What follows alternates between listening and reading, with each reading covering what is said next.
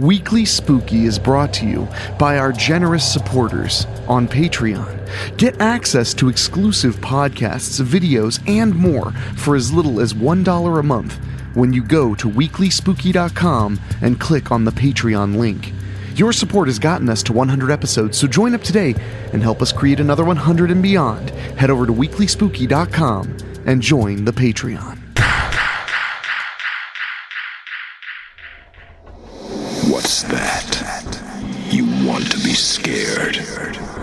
Come with me.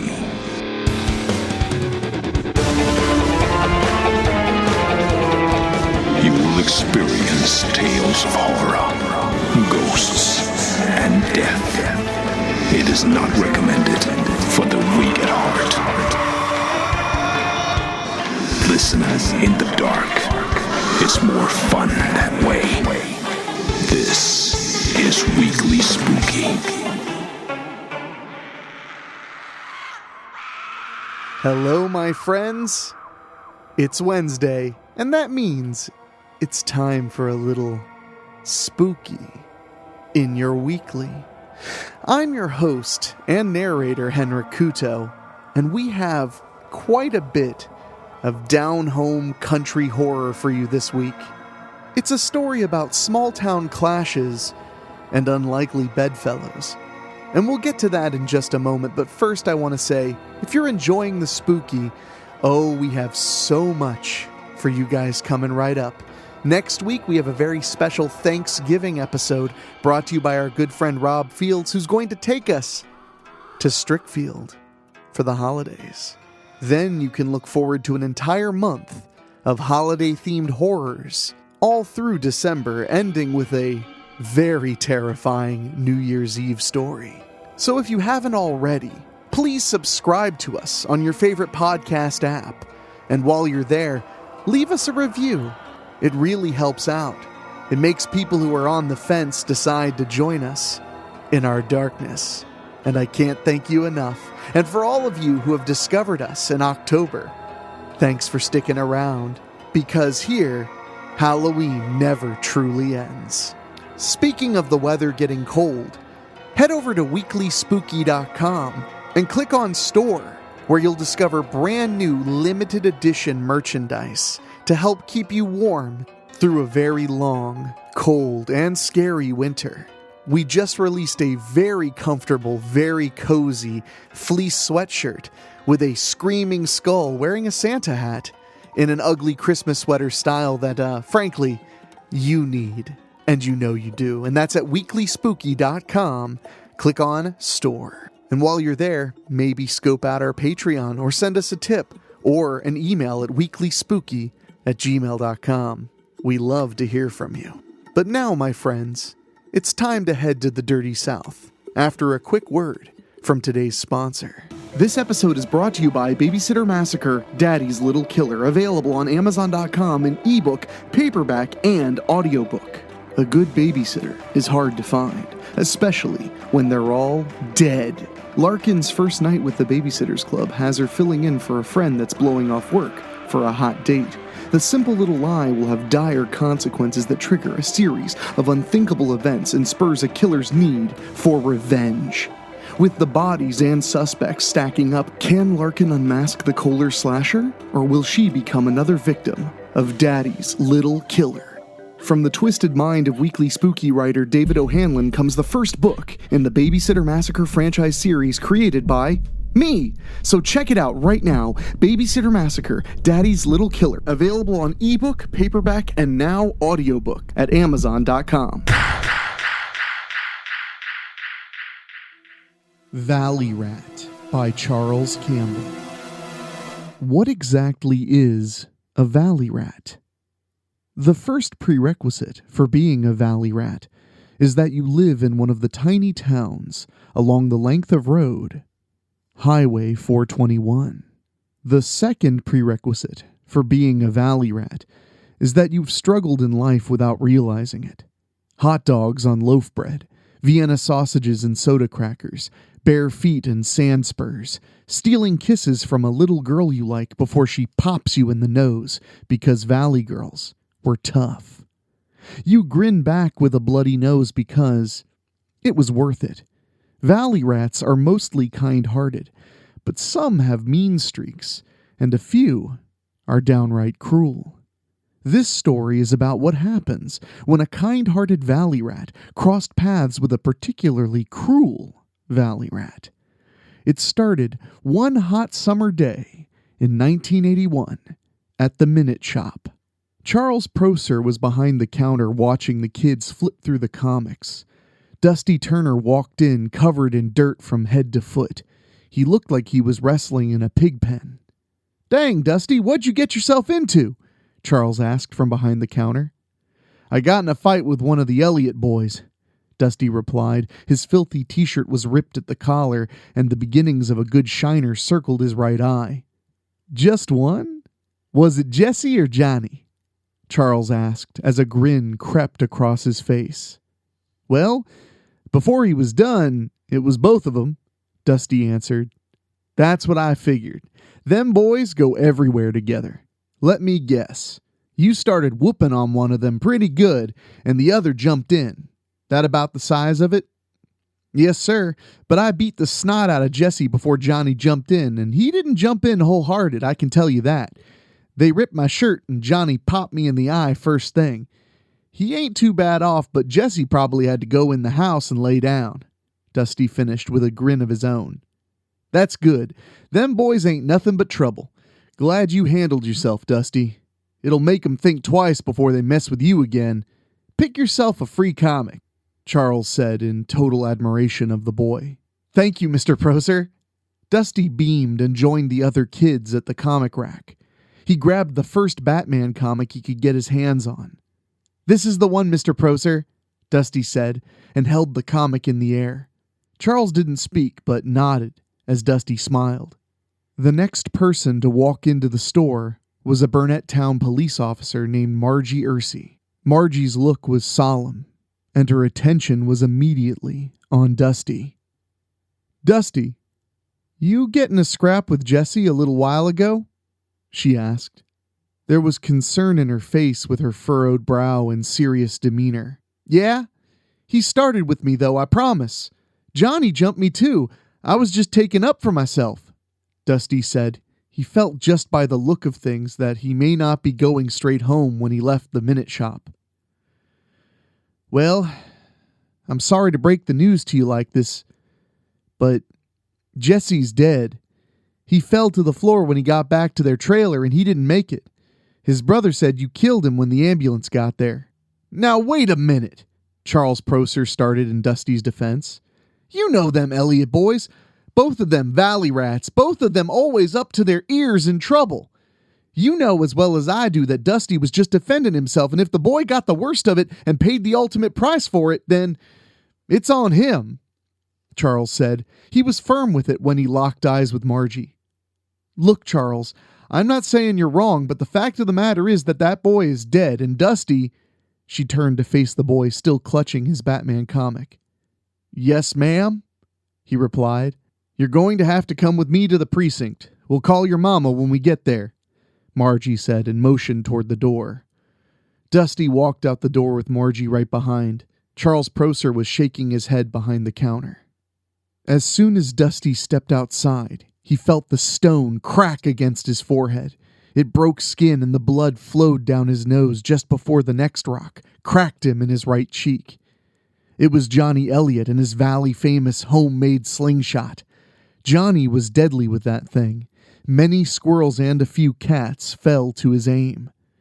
Margie saw Johnny and turned to holler for him to stop when the rock popped her in the left eye.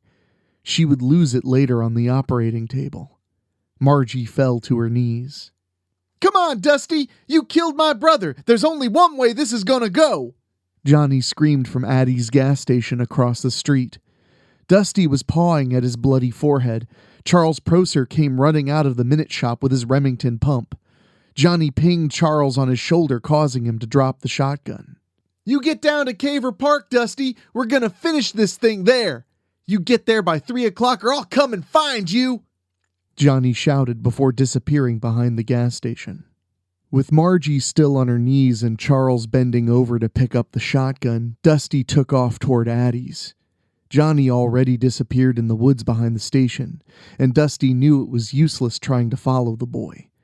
Johnny knew those woods better than anybody, now that his brother was deceased. Dusty couldn't believe that Jesse was dead. Sure, they were in a good scrap and Dusty got some good licks in, but he'd seen Jesse in bigger and dirtier fights than what they had.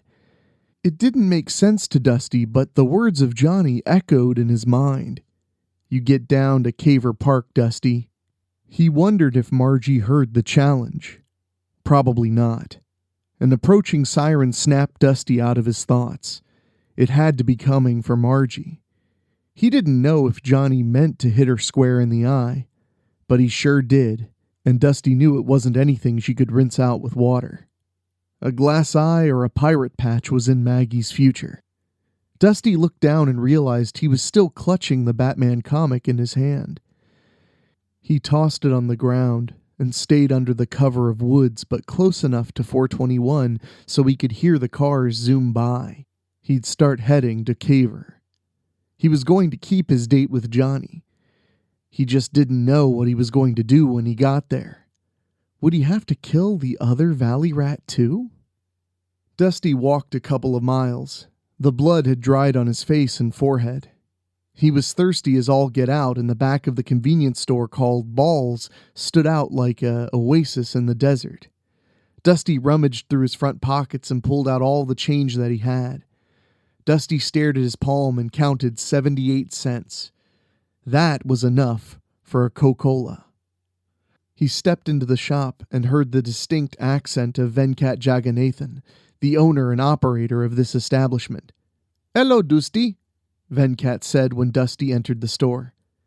"Hey, Mr. Venkat, just need a Coca-Cola." "Dusty, you don't look well. Are you all right?" "I'm fine, Mr. Venkat. It was a bike accident." Seeming convinced, Venkat dropped it and took 2 quarters from the rough-looking boy. Dusty took long gulps, and the 12-ounce can was empty in seconds. He was even thirstier than he thought. Dusty could see the sign for Harrison Caver Park at the top of the hill. Dusty sighed and continued his walk. Whatever happens was going to happen anyway, is what he kept telling himself. He wasn't going to his mama or the police. This was between 2 valley rats, and it would be settled between 2 valley rats. It was 2:45 when Dusty made his way onto the walking track at Caver Park. There was no sign of Johnny, and Dusty felt a bit of relief. He figured the Burnettown PD was looking for both of them by now. Margie was in an operating room at Aiken Regional at that very moment, having her eye plucked out. Dusty walked toward the back of the park where the short nature trail began. There was a tiny man-made creek that ran through to Langley Pond. Dusty figured Johnny would come through that way. Less eyes to spot him, so Dusty would be right out in the open for him to see that he wasn't running. He wasn't hiding. He would fight to the death, if that's what it took. What happened to Jesse was a shame, but it was Jesse's fault. Dusty saw him strolling towards him, traveling right beside the creek, as he suspected. Johnny was whistling, but it wasn't just any whistle. Dusty recognized it immediately as the whistle that he heard in an old Eastwood spaghetti western. "I'm here, Johnny!" Dusty yelled in Johnny's direction. "I see that," Johnny replied with a serpent's grin. "You better drop that slingshot on the ground. I'm here with these." Dusty raised his fists. Johnny held the slingshot up in the air and tossed it. Dusty could hear it splash into the creek. This made Dusty feel a bit better. He was confident he could whoop Johnny one-on-one. Johnny's grin is what turned Dusty's confidence into hesitance. Johnny began running toward him, and Dusty took a fighter's stance, left foot out front, fists in front of his face, ready to pop a jab when Johnny's face got close enough. Johnny was within reach, and Dusty popped the jab. Surprisingly, it didn't connect. Johnny ducked the jab and slashed at Dusty's belly with the concealed switchblade. Dusty didn't feel it at first. He spun to try to catch Johnny with a left hook, and he missed again. Johnny sliced him across the cheek. That's when Dusty felt the pain in his gut. "You didn't think I was that fast, did you, Big Dust?" Johnny asked as he stepped back to admire his work. "To tell you the truth? No, I didn't." Dusty held his stomach as he felt the blood pouring from the wound. "I should have known you wouldn't do this straight up," Dusty said, and continued. "I didn't mean for your brother to die, Johnny. That's the God-honest truth." "Dusty," Johnny started with that same grin, "just so you know, before I kill you, you didn't kill Jesse." Johnny ran his fingers through his buzz cut and continued. "I killed Jesse." "Wait, what?" Dusty was puzzled. The fire in his gut was raging now. "Yeah, I killed him. Jesse was always the pussy. Now you ain't no pussy. I always had to jump in on his fights. He never had to jump in on mine, and I'd be embarrassed if he did. Jesse was a crybaby, and Big Dust, you gave me the out I needed. You beat the bejesus out of him, I'll give you that. Might have busted a couple of his ribs.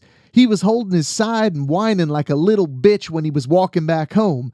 Well, I went ahead and finished him off. I cracked him in the back of the head with an axe handle, and we both know who I said did it, Big Dust. I was helping my brother. I mean, you were wailing on him when I walked up on y'all, and you cracked him in the back of the head before I put that shiner on you," Johnny finished proudly. "You killed your own brother?" Dusty asked, clearly flabbergasted. Nobody ever saw Jesse without Johnny. They seemed like two peas in a pod. "Yeah, and now I'm gonna kill you, and it ain't gonna be no secret. You think they'll put me away for killing the one that killed my brother?" Dusty felt anger. This valley rat was going to kill him and tell the world he was a murderer. Dusty blocked out the pain and got back in his fighting stance. "Well, Johnny, you done cut me. You gonna be a pussy now and not face me straight up? You see the blood on my hands? I might bleed out before it's over, but I ain't hiding behind a knife. Let's do this, pussy boy." Dusty snarled and held his fists in front of him.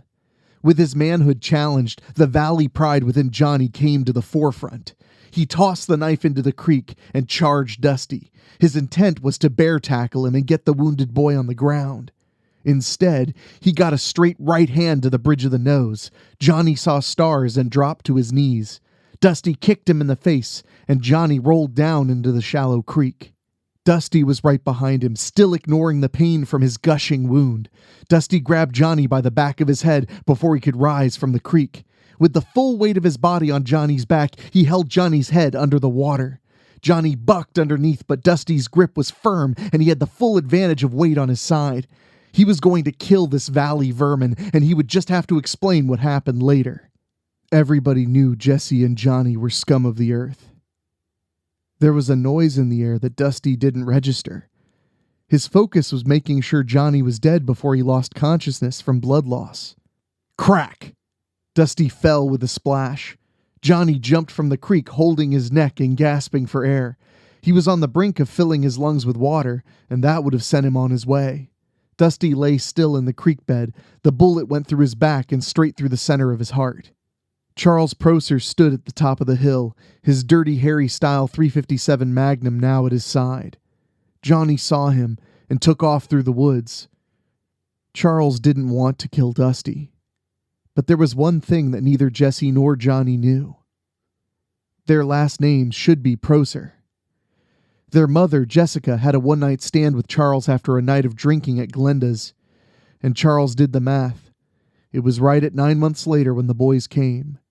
While Frank Elliott's name was on their birth certificates, Charles and Jessica both knew whose boys they really were. Charles could see his eyes in theirs, and it made his stomach turn every time he saw them.